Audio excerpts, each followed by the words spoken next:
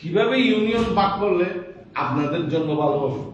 গতকালকে ইউনূস সাহেব একটা ফেসবুকে বা অনলাইনে উনি একটা কথা বলেছেন যে আমরা দুইটা বাড়ি আছে, এখান থেকে যদি ভাগ করে দুইজনকে দুই দিকে নেওয়া হয়, বা আমরা একটা গ্রাম আছে, এক গ্রামকে যদি দুই ভাগ করে দুই দিকে নেওয়া হয়, যেটা আমাদের সুবিধার চাইতে আমাদের ক্ষতির কারণ হবে, এই ধরনের কোনো সমস্যা যাতে আমাদের না হয় সেই পরামর্শগুলো আপনারা দেবেন। এখানে আরো একটি কথা এসেছে, ইউনিয়ন ভাগ হলে ইউনিয়নের নাম পরিবর্তনের বিষয় আছে, ইউনিয়ন ওয়ার্ড ভাগ হলে ওয়ার্ডের নাম্বার পরিবর্তনের বিষয় আছে, আইডি কার্ড থেকে শুরু করে জন্ম নিবন্ধন, বিভিন্ন সমস্যা এখানে একটা উপস্থাপন করা হয়েছে। আবার আরেকটি কথা এসেছে, টেকনাফ সদরের একটি ওয়ার্ডের অর্ধেক অংশ নিয়ে একটা পৌরসভা গঠিত হয়েছে।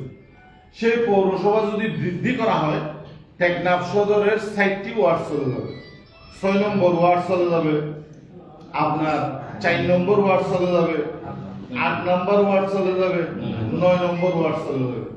60টি ওয়ার্ড যদি চলে যায়, তাহলে এই সদরের কতটুকু অংশই বা আর বাকি থাকবে সেটাও বিবেচনায় আনতে হবে।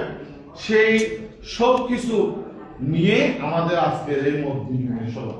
এই মত বিনিময়তে আপনাদের সুন্দর সুন্দর পরামর্শ দেওয়ার জন্য, আপনাদের উত্তেজিত না হয়ে আপনাদের সুন্দর পরামর্শগুলো যাতে আমরা লিপিবদ্ধ করে নোটিং করে আমরা সেই উপজেলা পর্যায়ে পৌঁছাতে পারি, সেই ধরনের সুযোগ আমাদেরকে দেবেন।